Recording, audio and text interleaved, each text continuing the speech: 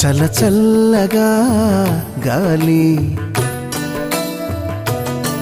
మెల్లమెల్లగా తేలి మేఘవనిలో రాగమథనం మనమే చేయాలి.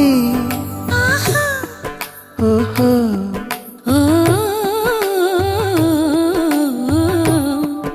ఆహా